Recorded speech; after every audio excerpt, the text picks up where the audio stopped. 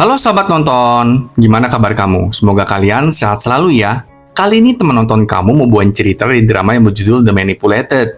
Yuk, daripada kelamaan kita mulai aja ceritanya. Drama dimulai oleh seorang pria bernama Taejung. Dia bekerja sebagai ojol dan tukang kebun. Taejung terkenal sebagai pekerja keras. Gak hanya itu, dalam bekerja, Taejung juga selalu membantu orang. Pokoknya penolong banget dah, bener-bener tipe pria yang baik-baik. Malam itu ketika Taejung bertemu dengan teman sesama ojol, temannya Taejung itu dikerjain oleh sepasang pelanggan. Makanan yang dibawa oleh teman Taejung diambil dan dibuang begitu aja. Pelanggan bahkan kabur dengan mobil sport. Tapi Taejung mengejar mereka dengan sangat cepat, bahkan berhasil menghentikan mereka, meskipun mereka mengendarai mobil sport. Dengan segera, Taejung menyuruh pelanggan itu untuk membayar makanan yang tadi dibuangnya. Setelah mendapatkan uangnya, Taejung menghubungi temannya, berjanji akan mentransfer uang atas makanan yang tadi dibayarkan oleh pelanggan gila itu. Kemudian Taejung menemui adiknya yang bernama Taejin. Taejin adalah seorang siswa SMA, dan ketika keduanya mengobrol, kita mengetahui kalau hubungan Taejung dan Taejin sangat dekat. Apalagi kedua orang tua mereka udah nggak ada juga. Tapi Taejin tinggal di tempat yang berbeda dengan Taejung. Taejin juga adalah seorang YouTuber gitu, yang kontennya tentang pelajaran. Berarti kedua saudara ini benar-benar orang baik lah ya. Kita juga melihat kehidupan Taejung, di mana dia memiliki seorang pacar yang cantik, dan juga ketiga teman dekat. Mereka berlima bersenang-senang dan mengobrol bersama malam itu. Keesokan paginya, Taejung bekerja sebagai ojol kayak biasanya. Namun ketika Taejung hendak mengantar barang, dia menemukan tanaman yang tampak sekarat. Karena tanaman itu terlalu banyak terkena sinar matahari. Jadi Taejung memindahkannya ke tempat yang teduh. Hal ini membuat Taejung sedikit terlambat untuk pemberhentian berikutnya. Tapi ia tetap meninggalkan catatan di pot tanaman itu, berharap siapapun yang lewat akan merawat tanaman tersebut. Kemudian saat hendak pergi ke tempat selanjutnya, Taejung membantu seorang nenek-nenek. Taejung membawakan koper si nenek ke jalanan yang menanjak. Malam itu, Taejung pergi ke sebuah toko swalayan untuk makan malam. Dia membeli kimbap segitiga dan susu pisang.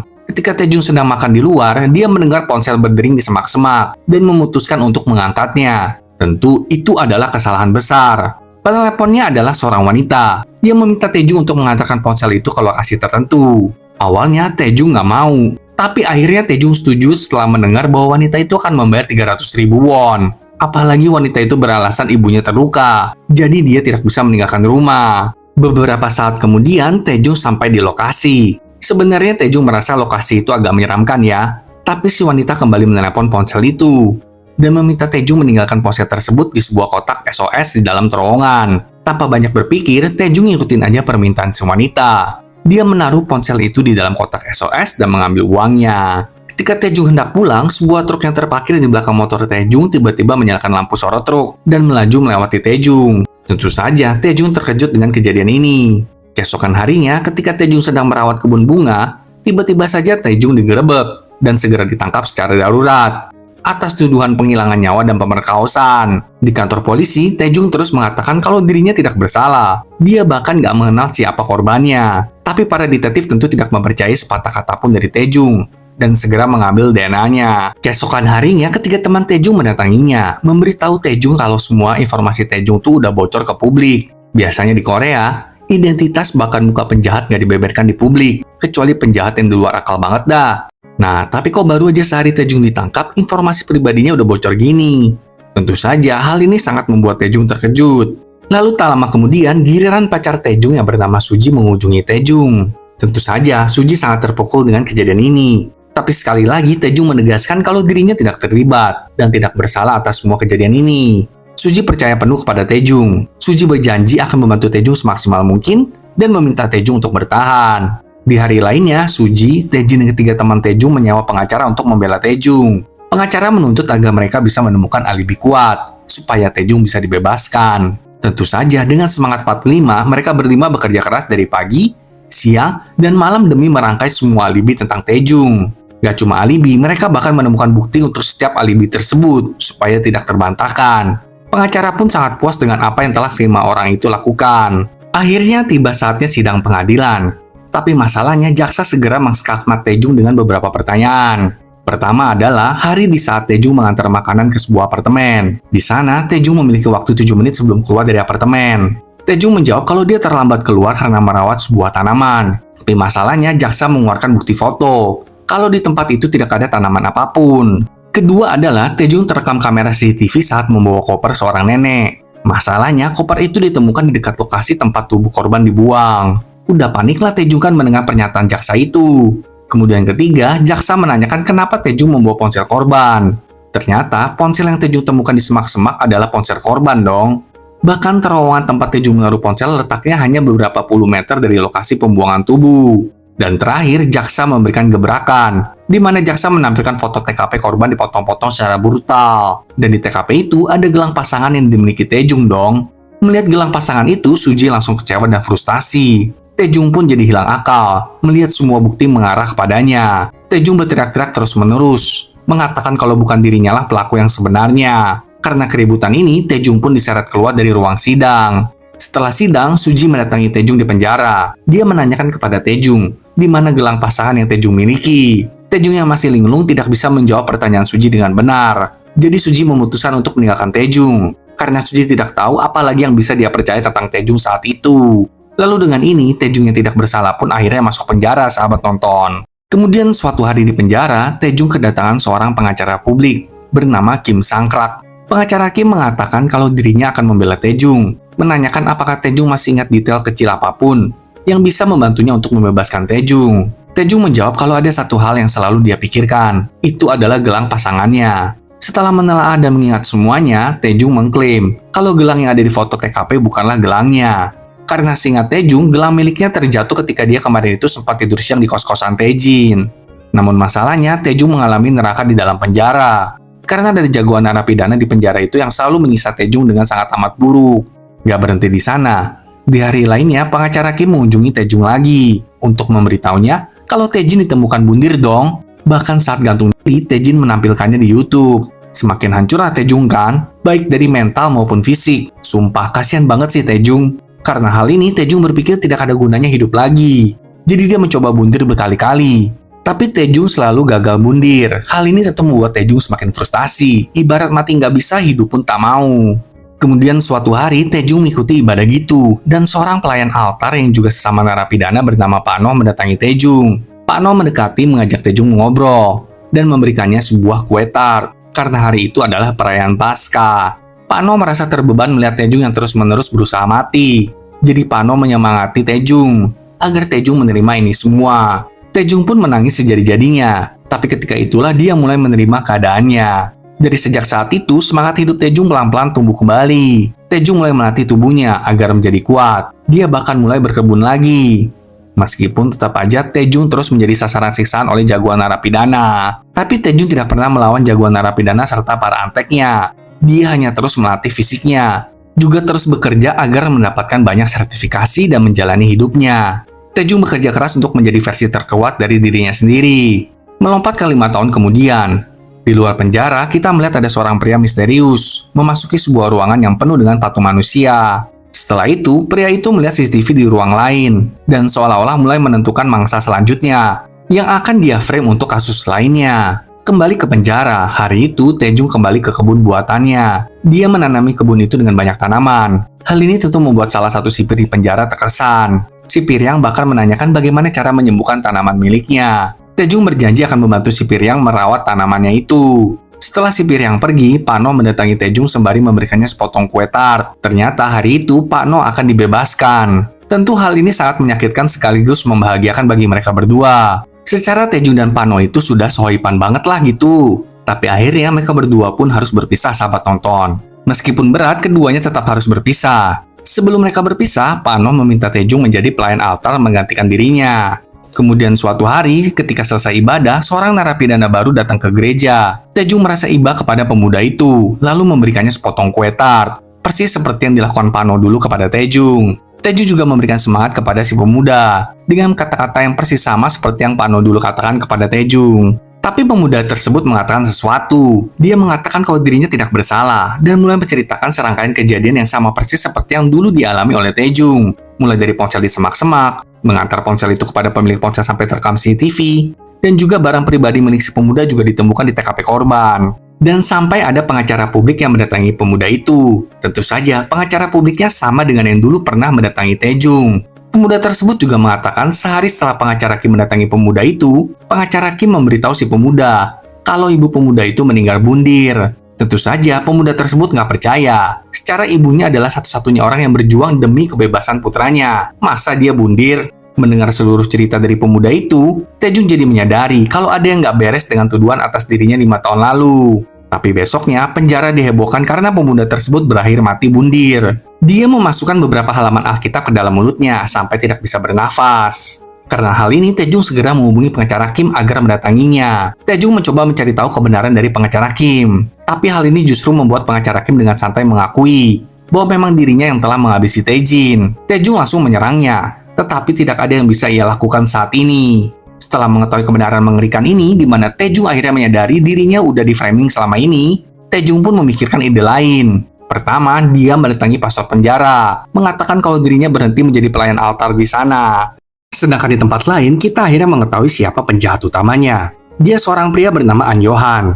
Saat ini, An Yohan menyuruh seorang pria tua kaya raya untuk membeli sebuah patung gitu.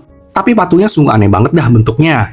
Kalau pria tua itu nggak berhasil membeli patung tersebut di lelang, maka Yohan tidak akan menyelamatkan putra si pria tua. Ya, tentu kita tahu apa yang terjadi. Pria tua itu menghabiskan semua uangnya demi mendapatkan karya seni tersebut. Sedangkan di penjara, Taejung kembali mau digebukin oleh jagoan narapidana dan gengnya. Tapi kali ini Taejung tidak menahan diri. Apalagi setelah Taejung mengetahui kalau dirinya beneran hanya dibuat kambing hitam untuk menutupi kebenaran yang sesungguhnya. Taejung tidak berbelas kasihan kepada para penyerangnya. Dia terus melawan sampai akhirnya menang. Taejung lalu memperingatkan jagoan narapidana agar mulai sekarang nggak usah dia ngelakuin hal-hal kayak gini lagi ke Taejung. Sementara itu, pastor penjara mendatangi Pano untuk memberitahunya tentang Taejung yang mendadak berhenti menjadi pelayan altar. Tentu saja Pano mengkhawatirkan Taejung, bertanya-tanya apa yang sedang terjadi kepada dirinya. Pada titik ini, tiba-tiba sebuah geng baru muncul di penjara. Geng yang ini dipimpin oleh Do Gangjae, dan sepertinya Gangjae dan jagoan narapidana yang bernama Yo Doksui adalah saingan. Mereka bahkan hendak berkelahi, tapi untung aja sipir penjara segera menghentikan kedua geng itu. Hari itu juga, Pano segera pergi ke penjara untuk mengunjungi Taejung. Pano menanyakan kenapa kok Taejung berhenti jadi pelayan altar. Apakah Taejung mulai kepikiran mau mati lagi? Taejung menjawab tidak. Dia hanya kepikiran hal lain. Taejung lalu memberitahu Pano kalau dirinya punya rencana baru, yaitu keluar dari penjara untuk membalas dendam. Dan Taejung berencana untuk keluar dari gerbang utama penjara. Apakah ini mungkin? Setelah merencanakan untuk kabur, Taejung mulai mencari tahu kira-kira di jam berapa Taejung bisa mengambil kesempatan untuk melarikan diri. Taejung pelan-pelan mempelajari setiap zona dalam penjara itu. Taejung juga mencatat gerbang mana yang membutuhkan kunci dan gerbang mana yang membutuhkan ID card. Setelah beberapa hari mempelajari situasi, Taejung akhirnya mengetahui kalau dirinya bisa melarikan diri di jam 3.30 sore hari dan hanya memiliki waktu 30 menit saja. Namun suatu malam, seorang narapidana baru ditempatkan di sel bersama dengan Taejung. Lalu di tengah malam, narapidana itu menyerang Taejung. Tentu narapidana itu disuruh oleh Doksu, dan pastinya Doksu disuruh oleh kepala sipir penjara. Tapi rencana Doksu nggak berhasil. Karena keesokan harinya, narapidana baru itu bonyok babak belur, sementara Taejung terlihat baik-baik saja. Karena serangan semalam, Taejung berpikir kalau dia harus menyingkirkan Doksu, karena Doksu selalu mengganggu Taejung. Jadi saat makan siang, Taejung menghampiri Doksu dan mulai mengoceh nggak karuan untuk membuat Doksu murka. Bener aja, Doksu terpancing.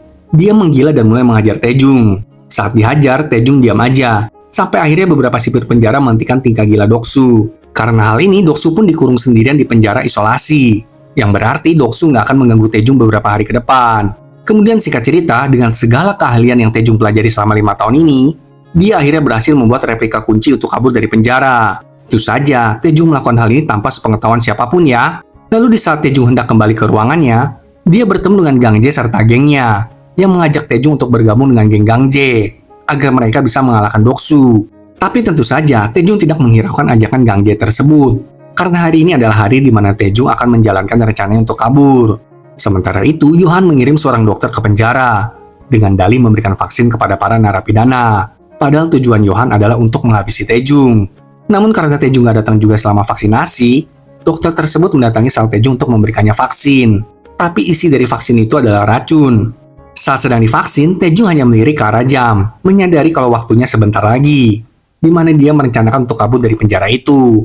Setelah memberikan suntikan kepada Taejung, dokter tersebut mengirimkan pesan kepada Yohan, mengatakan kalau semuanya sudah selesai. Racun akan bekerja dalam 30 menit. Setelah beberapa menit menunggu agar situasi tenang, Taejung akhirnya berhasil keluar dari selnya. Dia lalu pergi ke sebuah gudang dan membuat konslet listrik di penjara.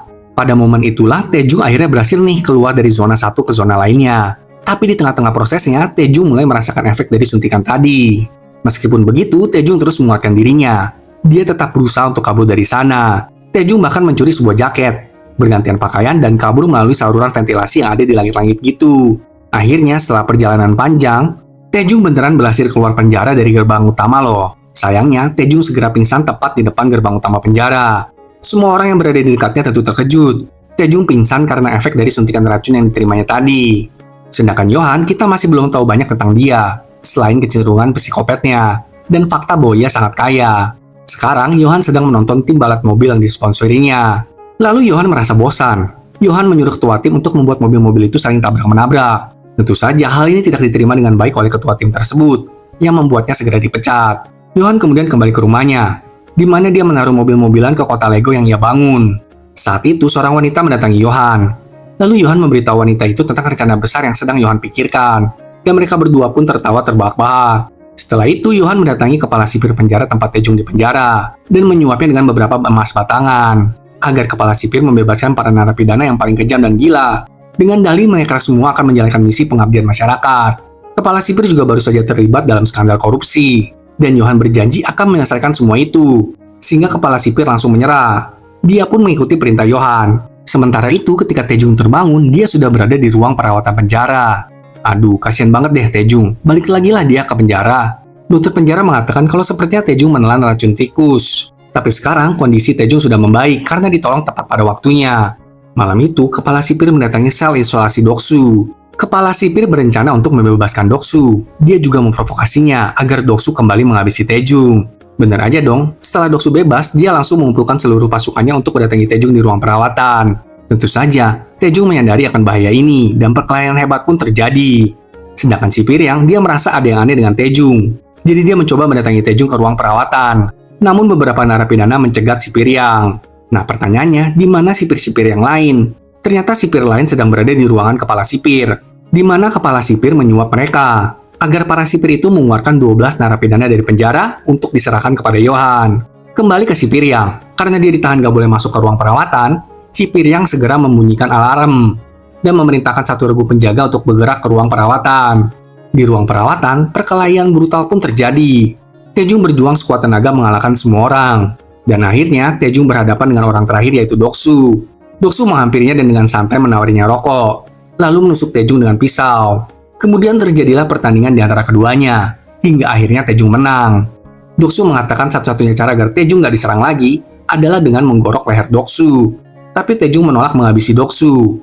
Saat itulah para penjaga akhirnya berhasil masuk ke ruang kesehatan.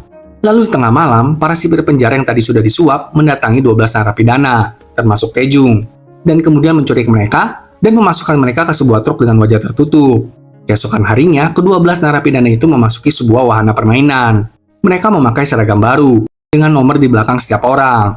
Ini sih seperti Squid Game itu loh, sahabat nonton. Tahu kan ya? Johan segera menyambut mereka, memberitahu para tahanan termasuk Taejung, Doksu, dan Gangjae bahwa mereka saat ini berada di negeri penuh peluang. Johan kan kayaknya tahu ya siapa Taejung, tapi Taejung belum tahu nih siapa Johan yang sebenarnya. Kita lalu dibawa ke kilas balik 5 tahun lalu, di mana ada seorang anak Konglo bernama Baek Dokyung yang sedang teler menelepon ayahnya, meminta ayahnya menolongnya, karena Dokyung baru aja menghabisi seorang wanita. Nah, kematian wanita inilah yang membuat hidup Taejung berubah 180 derajat. Sementara itu di rumah Johan, Johan sedang mengerjakan karya seninya. Dia menyuruh bawahannya memotong jari telunjuk seorang pria untuk disatukan ke dalam salah satu seni patung buatannya. Gila banget sih ini orang. Pada saat yang sama, ayah Dokyung menelepon Johan, meminta bantuan Johan untuk mengatasi situasi putranya. Johan bersedia membantu, asal ayah Dokyung membelikannya sebuah karya seni. Setelah deal, Johan kemudian memasuki sebuah ruangan yang sangat canggih. Di ruangan itu ada rekaman CCTV dari seluruh penjuru tempat di Korea. Setelah itu, Johan mulai menunjukkan kejeniusannya yang penuh perhitungan. Dia mulai merancang sebuah narasi pembunuhan lengkap dengan menggunakan sistem komputer yang canggih. Dari seluruh rekaman CCTV yang ada, Johan akhirnya mencari kambing hitam untuk dia jadikan tersangka untuk menggantikan Dokyung. Setelah beberapa saat mencari, Johan menjatuhkan pilihan kepada Taejung, karena Taejung beberapa kali mengantar makanan ke TKP. Setelah menemukan targetnya, Johan mulai mencari dengan detail siapa aja yang ada di sekeliling Taejung, mulai dari adiknya, pacarnya, teman-temannya, dan bagaimana Taejung bekerja sehari-hari. Pokoknya Johan benar-benar mencari sedetail-detailnya tentang kehidupan Taejung. Suatu hari, Johan beserta timnya diam-diam memasuki rumah Taejung ketika Taejung tidak ada di rumah. Johan dan timnya segera mengambil seluruh sidik jari Taejung yang ada di rumah tersebut. Bahkan, sampah dari rumah Taejung pun dicuri untuk diambil sampelnya. Gak berhenti di sana, Johan juga secara detail membuat gelang pasangan yang dimiliki oleh Taejung, agar Johan bisa menaruh gelang tersebut di TKP. Intinya, Johan membangun segunung bukti palsu, mulai dari mencuri DNA Taejung, meletakkan barang-barang pribadi Taejung di TKP, bahkan menghabisi adik Taejung. Ini semua dilakukan supaya Taejung disalahkan atas pembunuhan yang telah dilakukan Do-kyung. Kita lalu kembali ke malam penculikan para narapidana. Ketika itu, Johan telah menunggu para narapidana itu sampai di lokasi. Dan setelah melihat truk yang membawa para narapidana tiba, Johan menyuruh agar semua narapidana diberikan makan. Para narapidana kemudian dikeluarkan dari truk lalu memasuki sebuah ruangan yang penuh dengan makanan mewah. Semua orang makan sepuasnya, kecuali Taejung. Dia satu-satunya orang yang nggak makan. Setelah menyantap hidangan mewah itu, mereka semua memasuki kamar baru mereka. Tapi kali ini satu kamar untuk satu orang, dan ada nomor di setiap kamar mereka. Di dalam kamar sudah disediakan sebuah seragam berwarna putih beserta dengan nomornya. Di saat tengah malam, Taejung masih bertanya-tanya dengan semua yang terjadi, dan instingnya menjadi sangat waspada. Jadi dia berusaha untuk melarikan diri dari tempat tersebut. Tapi gagal dong, karena Johan dan para anteknya memergoki Taejung. Taejung bertanya, apakah Johan yang membawa para tahanan ke tempat ini? Tanpa basa-basi, Johan menjawab benar, kalau dirinya lah yang telah mengeluarkan para tahanan. Johan juga memberitahu Taejung, kalau besok akan diadakan pertandingan, dan Taejung harus melakukan yang terbaik untuk menang. Sebelum Johan meninggalkan Taejung, dia bertanya kenapa Taejung terlihat tampak familiar. Ini Johan maksudnya lupa gitu kalau Taejung adalah kambing hitam 5 tahun lalu, apa gimana dah ya? Keesokan harinya, para tahanan berkumpul di lokasi permainan. Johan menyambut mereka dan menjelaskan kepada mereka kalau akan diadakan lomba balapan mobil mematikan di antara para tahanan. Intinya, mereka harus menang, apapun yang terjadi, dan tidak ada aturan lain. Mereka boleh melakukan segala cara untuk menang lah gitu. Tapi seorang tahanan membangkang, mengata-ngatai Johan dan hendak mengundurkan diri dari permainan gak jelas ini. Lalu tanpa banyak basa-basi, Johan segera menghabisi tahanan tersebut. Hal ini disaksikan oleh para tahanan lainnya yang segera menyadari kalau Johan ini gila. Setelah itu, Johan mendatangkan sebuah truk di hadapan semua orang. Truk itu berisi 5 miliar won tunai yang akan Johan berikan kepada pemenang dari lomba ini. Kemudian, Johan menyuruh semua orang untuk pergi ke garasi dengan nomor yang sama, sesuai dengan nomor yang ada di seragam mereka. Karena Johan sudah menyiapkan kendaraan bagi setiap orang. Sebelum menyudahi ceramahnya, Johan memperbolehkan mereka untuk mendatangi Johan jika ingin berdiskusi ataupun bertanya. Setelah itu, Johan mengundang kedua temannya dan salah satunya adalah Do-kyung. Johan menjelaskan kalau permainan ini adalah pertarungan antara hidup dan mati. Sedangkan para tahanan mulai berjalan ke garasi mereka masing-masing. Ada yang mendapatkan mobil sport, ada juga yang mendapatkan mobil kecil. Intinya, ada yang dapat mobil bagus, tapi ada juga yang mendapat mobil jelek lah gitu. Tapi mereka semua bisa melakukan modif apapun untuk meningkatkan kemampuan mobil mereka. Johan memberitahu kedua temannya, kalau permainan ini berhasil, Johan ingin mereka mengajak lain-lain yang bersedia bertaruh untuk balapan mobil ini dan mengupload ke situs gelap. Begitu sistem terbentuk, mereka bisa mengadakan di negara lain juga. Jadi pesertanya bisa dari berbagai negara. Setelah para tahanan memeriksa mobil mereka, mereka pun kembali ke sebuah ruangan untuk makan siang. Di saat itu, salah satu tahanan bernama Jiong mendekati Taejung, mengajaknya untuk membuat tim bersama. Sedangkan Gang Jae, dia mendatangi Johan, mengajaknya untuk bekerja sama dalam jangka panjang. Gang Jae berpikir kalau Johan adalah orang yang sangat berkuasa, mengingat dia bisa seenaknya aja ngeluarin tahanan dari penjara. Sebagai tanggapan, Johan mengatakan kalau dia akan memikirkan tawaran Gang Jae. Malam itu di garasi, Jiong memperlihatkan mobil sport yang didapatkannya kepada Taejung. Tapi setelah menyalakan mobil sport itu, Taejung merasa mobil itu nggak benar. Jadi Taejung berniat memeriksa mobil tersebut untuk Jiong. Namun selagi mereka berdua bekerja, Gang Jae serta tahanan lain mencoba menerobos masuk ke garasi Jiong untuk mengambil mobil Jiong. Karena mereka mengetahui kalau Jiong mendapatkan mobil sport. Jadi pengen direbut gitu sama si Gang Jae. Melihat tindakan gila Gang Jae, Taejung serta Jiong kabur dari garasi sembari mengendari mobil sport tersebut. Dengan segera, Doksu serta Gang Jae mengejar Taejung dan Jiong. Johan menyadari akan hal ini, tapi dia memerintahkan bawahannya untuk tidak bertindak apapun terlebih dahulu. Akhirnya, Doksu berhasil menabrak mobil Taejung, hingga membuat Taejung dan Jiong terpojok. Tapi Doksu masih merasa tidak puas. Dia berniat menabrak mobil Taejung sekali lagi untuk menghabisinya. Tapi pada saat Doksu hendak melakukan aksinya, Gang Jae menahan Doksu, sehingga Doksu menabrak mobil Gang Jae. Pada saat ini, Johan memberitahu para anteknya agar mereka menghentikan situasi ini, karena balapan sesungguhnya baru diselenggarakan besok. Tapi masalahnya akibat kejadian ini mobil Jiong rusak total, bahkan mesinnya terbakar. Di tengah-tengah keputusasaan, Taejung tiba-tiba terpikir hal lain. Taejung kemudian kembali ke garasinya dan memodifikasi mobilnya semalaman. Besok paginya saat sarapan, Johan menghubungi Gang Jae, mengatakan kalau Johan bersedia untuk menerima tawaran Gang Jae. Johan bahkan memberikan sebuah hadiah yang sudah Johan taruh di belakang mobil Gang Jae. Johan ingin agar Gang Jae menggunakan hadiah itu saat balapan nanti. Akhirnya balapan mobil pun dimulai. Ada 11 mobil di arena balapan. Sebelum semua mobil mulai meluncur, Johan kembali memberitahu para tahanan bahwa tidak ada peraturan apapun dalam balapan ini. Mereka boleh melakukan apapun sesuka hati mereka. Saat seluruh tahanan sedang balapan, Johan tiba-tiba teringat akan Taejung. Dia akhirnya menyadari kalau Taejung adalah kambing hitamnya 5 tahun lalu. Sementara di area balapan, Gang Jae serta Doksu terus-menerus mengincar mobil Taejung. Gang Jae mengincar Taejung karena menurutnya Taejung adalah lawan yang sangat sulit. Sedangkan Doksu mengincar Taejung karena dendam ke Sumat sewaktu dipenjarakan. Sedangkan kedua teman Johan, mereka sangat menikmati balapan ini. Mereka berdua bahkan memasang taruhan pada mobil para tahanan yang mereka yakini akan menang. Di area balap, Doksu serta Gang Jae akhirnya berhasil menghantam mobil Taejung dari segala arah. Hal ini membuat mobil Taejung tidak bisa bergerak kemana-mana. Doksu segera keluar dari mobilnya untuk menghabisi Taejung. Tapi sayang sekali Ferguson, yang mengendarai mobil Taejung ternyata adalah Jiong. Terungkaplah kalau sebelumnya Taejung telah bertukar mobil dengan Jiong. Taejung membawa mobil Jiong, begitu juga sebaliknya. Sekarang, Taejung sudah meninggalkan mobil Jiong, dan dia tiba-tiba muncul mengendarai sepeda motor. Menyadari kalau Taejung sedang memanipulasi keadaan, Johan segera menyuruh Gang Jae menggunakan hadiah yang telah diberikan oleh Johan. Ternyata hadiah itu adalah sebuah pistol, yang berarti Johan menyuruh Gang Jae untuk menghabisi Taejung. Taejung tahu kalau dirinya sedang dikejar oleh Doksu dan Gang Jae, jadi dia mengaitkan sebuah tabung gitu di sepeda motornya. Pada akhirnya, Gang Jae menemukan Taejung, dan dengan nafsunya mulai mendor-dor Taejung bertubi-tubi. Tapi Taejung sangat ahli dalam mengendarai sepeda motor. Jadi dia mengaitkan tabung yang dibawanya ke ban mobil Gang Jae. Segera mobil Gang Jae terbang dong ke udara, membuat Gang Jae terluka begitu parah. Melihat adegan gila ini, kedua teman Johan malahan ketawa bahagia, menganggap kalau hal ini sangat seru.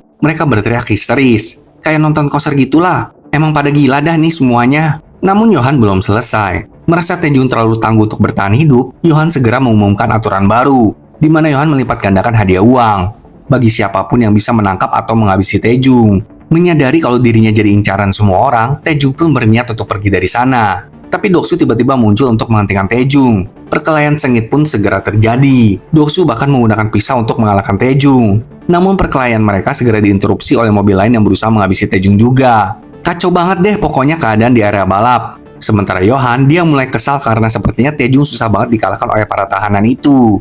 Jadi Johan mengambil senjatanya dan mulai mengarahkannya kepada Taejung.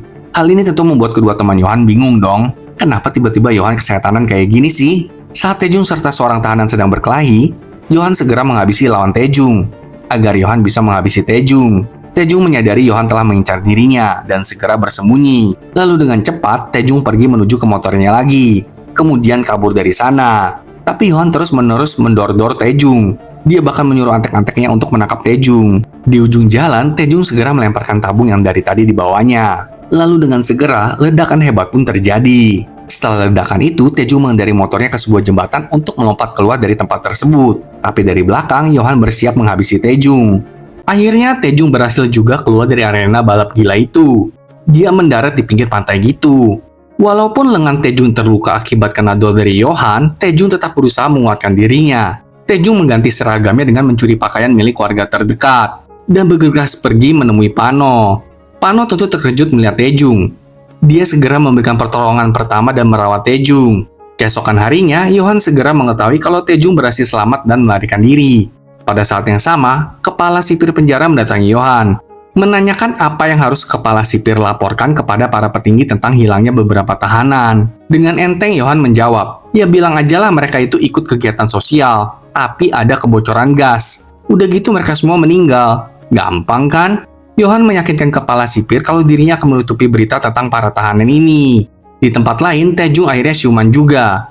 Pak No mengatakan kalau dirinya cukup terkejut melihat Taejung yang tiba-tiba mendatanginya. Tapi Pak No senang melihat Taejung. Pak No berkata kalau dia ingin Taejung tinggal bersamanya. Entah apapun yang akan Taejung lakukan, Pak No akan mendukung Taejung. Jadi malam itu Taejung mulai dengan aksi pertamanya, yaitu menyelidiki Kim Sang-rak, si pengacara gadungan. Taejung mendatangi kantor pengacara Kim dan segera memberikan pelajaran kepadanya. Setelah itu, Taejung menginterogasi pengacara Kim, tapi pengacara Kim tidak mau mengatakan siapa yang menyuruhnya. Ketika itulah Taejung melihat ada sebuah dokumen gitu. Di dalam dokumen tersebut ada berkas tentang seorang wanita bernama So Hyun Jung. Taejung langsung menusuk pengacara Kim, menuntut penjelasan. Karena kesakitan, pengacara Kim akhirnya buka mulut, menceritakan kalau dia sedang mengerjakan sesuatu. Kali ini kambing hitamnya bernama So Hyun Jung, dan pengacara Kim berkata kalau tim akan segera memahatnya. Taejung bertanya-tanya apa itu memahat. Pengacara Kim menjelaskan kalau memahat adalah menciptakan bukti buatan. Jadi saat seorang pelaku melakukan penghabisan nyawa, tim akan mencari kambing hitam untuk menggantikan si pelaku. Jadi pelaku aslinya nggak akan dipenjara, sedangkan si kambing hitam yang akhirnya akan dipenjara. Pada saat yang sama, seseorang tiba-tiba muncul di sana untuk menyerang Taejung. Perkelahian pun terjadi. Ternyata orang itu adalah si dokter yang pernah datang ke penjara untuk kasih vaksin kemarin itu. Di tengah-tengah perkelahian, dokter melempar bom di dalam kantor pengacara Kim lalu kabur. Karena situasi mendesak, Taejung segera mengambil berkas dokumen yang tadi dilihatnya dan melompat keluar jendela demi menyelamatkan diri. Setelah ledakan tersebut, dokter menelepon Yohan untuk melaporkan kalau Taejung berhasil lolos lagi. Dengan segera, Yohan mendatangi dokter, memberikannya pelajaran dan dengan segera menghabisi si dokter dengan sangat brutal. Nah, berarti si dokter dan pengacara Kim sudah metong ya ini, buset deh. Besoknya, Yohan mendatangi seorang detektif bernama Hwang Il-guk. Detektif Hwang sebenarnya sedang dalam penyelidikan karena terlibat sebuah skandal. Tapi hari itu, Yohan membebaskannya. Yohan meminta agar detektif Hwang bekerja sama dengannya. Tanpa berpikir dua kali, detektif Hwang pun setuju. Yohan lalu menugaskan detektif Hwang untuk menemukan Taejung. Sementara di rumah Pak No, Taejung menceritakan apa yang telah terjadi kemarin malam. Taejung berencana akan menemui Hyun Jung, karena Hyun Jung adalah kambing hitam berikutnya, yang akan bernasib sama seperti Taejung. Setelah mengetahui semua kebenaran ini, Pak No segera memeluk Taejung, menyatakan rasa simpatinya. Pak No akhirnya menyadari kalau ada orang yang menjebak Taejung selama ini. Padahal Taejung tidak bersalah sama sekali. Di penjara, sipir yang menanyakan kepada sipir lain tentang keberadaan para tahanan yang menghilang. Tapi sipir tersebut tidak mau menjelaskan apapun kepada sipir yang. Pada saat yang sama, kepala sipir memanggil sipir yang. Kepala sipir menyuruh sipir yang bekerja sama dengan detektif Hwang untuk mencari Taejung. Tapi sipir yang menanyakan tentang beberapa tahanan yang nggak ada lagi di penjara. Namun kepala sipir tentu tidak mau menjelaskan apapun kepada sipir yang. Dia hanya menyuruh sipir yang membantu detektif Hwang dalam menemukan Taejung. Kemudian kita melihat Yohan dengan komputer canggihnya, mulai mencari tahu tentang Hyun Jung. Yohan mengumpulkan seluruh data dari CCTV dan menyusun rencana. Sementara Taejung, dia bersama Pano juga bekerja mengumpulkan data Hyun Jung. Tapi mereka masih menggunakan cara manual, membuat diagram dan merangkai satu persatu gitu. Mereka juga membuat CCTV buatan, yang akan Taejung taruh di beberapa lokasi di dekat Hyun Jung. Lalu di suatu sore saat Pano sedang keluar, putri Pano yang bernama Unbi mendatangi rumah Pano dan mulai mencuri uang yang Pano sembunyikan. Melihat hal ini, Taejung segera menangkap Unbi dan melemparnya ke lantai. Tepat di saat itu, Pano kembali ke rumah. Pano lalu memperkenalkan Unbi serta Taejung. Tentu saja, Taejung merasa tidak enak telah memperlakukan Unbi seperti pencuri. Tapi sepertinya hubungan antara Unbi dan Pano memang tidak baik. Keesokan harinya, Taejung dengan motornya mendatangi salon tempat Hyun Jung bekerja. Tapi terlambat. Putri Hyun Jung mengatakan kalau ibunya sedang pergi mengantar ponsel milik seseorang yang tertinggal. Aduh, ini beneran sama persis seperti kejadian Taejung dulu ya. Tapi Putri Hyun Jung memberitahu Taejung kemana ibunya pergi. Dengan segera, Taejung pergi ke tempat tersebut. Sedangkan di rumah Pano, si Piryang serta detektif Hwang mendatanginya. Tanpa aba-aba, detektif Hwang segera menerobos masuk ke rumah Pano dan segera menanyakan apa yang Pano serta Taejung bicarakan terakhir kali saat mereka bertemu di penjara. Dengan tenang, Pano menjelaskan kalau dirinya hanya menanyakan kabar Taejung aja saat berkunjung ke penjara. Detektif Hwang tidak senang dengan jawaban Pano dan segera mengatakan kalau Taejung kabur dari penjara. Lalu setelah itu segera menerobos masuk ke dalam kamar Pano. Tapi untung aja, Unbi ada di dalam kamar itu dan segera memarahi detektif Hwang yang main asal aja nerobos rumah orang. Unbi mengusir para pria tersebut dari rumah Pano. Lalu sebelum pergi, si Piryang meminta maaf kepada Pano karena detektif Hwang membuat keributan seperti ini. Di tempat lain, Hyun Jung berhasil mengembalikan ponsel kepada miliknya, yang adalah seorang wanita. Tapi seketika itu juga, Taejung menyambar ponsel tersebut sembari mengendarai motor dan kabur dari sana. Ternyata ponsel itu adalah milik korban, yang adalah seorang pianis. Pano serta Taejung sudah menyadari skemanya, di mana Hyun Jung akan dijebak karena telah membawa ponsel tersebut kemana-mana. Pano juga memberitahu Taejung kalau tadi si Piryang serta seorang detektif mendatangi rumah Pano. Tapi Unbi berhasil mengusir mereka. Taejung yang mendengar hal ini tentu sangat merasa bersalah. Dia berniat pergi dari rumah Pano. Tapi Pano meyakinkan Taejung agar tidak mengkhawatirkan hal ini.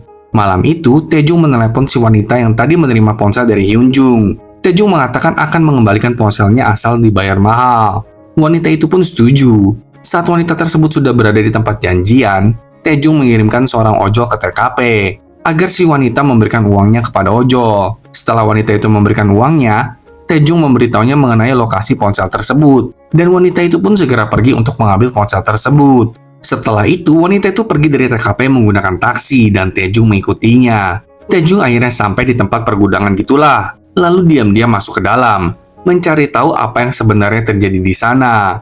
Setelah beberapa lama mengamati, Taejung berhasil membuat pingsan seorang staf. Kemudian menyamar menjadi staf tersebut dan pergi ke lantai atas. Ternyata di lantai atas itu semua bukti palsu dibuat, sahabat nonton.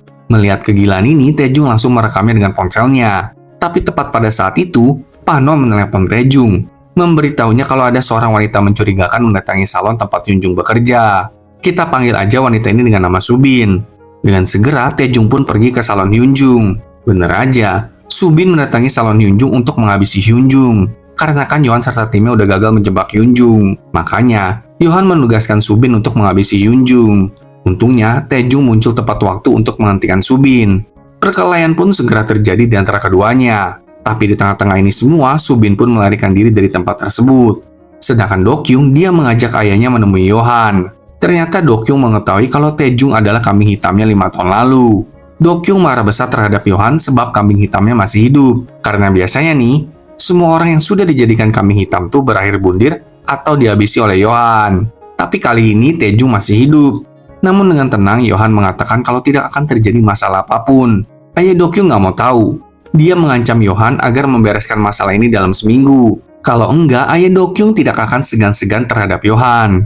Kembali ke Taejung. Dia dan Pak No akhirnya membawa Hyunjung serta putrinya ke rumah Pak No. Hal ini tentu membuat Unbi terkejut. Tapi kali ini Unbi nggak protes apapun. Saat semua udah agak tenang, Taejung menjelaskan kalau beberapa hari kemarin tuh ada orang-orang yang mengawasi Hyunjung. Orang-orang tersebut bahkan mengumpulkan semua materi tentang Hyunjung untuk menjebaknya. Sekarang, Pak No serta Taejung menyarankan agar Hyunjung tinggal di rumah sanak saudaranya. Tapi masalahnya, Hyunjung nggak ada tempat tujuan lain. Maka karena itu, Pak No meminta tolong Unbi agar Unbi bersedia menampung Hyunjung serta putrinya. Karena keadaan yang mendesak ini, Unbi pun bersedia. Setelah mengantarkan Hyunjung serta putrinya ke rumah Unbi, Unbi mengajak Taejung untuk berbicara berdua. Mendesak Taejung menjelaskan sebenarnya siapa Taejung, apakah dia bersalah atau enggak. Taejung pun akhirnya menjelaskan semuanya kepada Unbi, agar dia mengerti situasi yang sedang terjadi.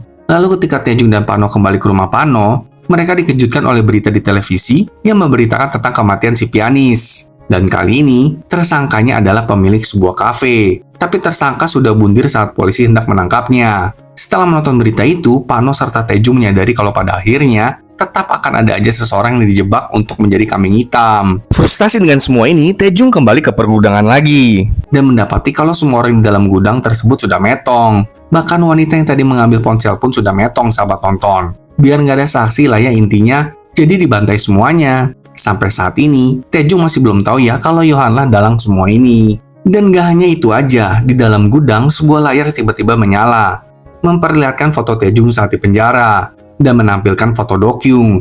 Di layar juga tertulis kalau Dokyung adalah pelaku sebenarnya, yang telah Taejung gantikan selama ini. Di layar pun tertulis kalau sekarang Taejung harus mencari Dokyung. Sementara Yohan, dia memperhatikan semua ini dari CCTV di rumahnya. Sepertinya Yohan ingin mengadu domba Dokyung dan Taejung. Mari saksikan kelanjutan drama ini ya sahabat nonton. Sampai jumpa.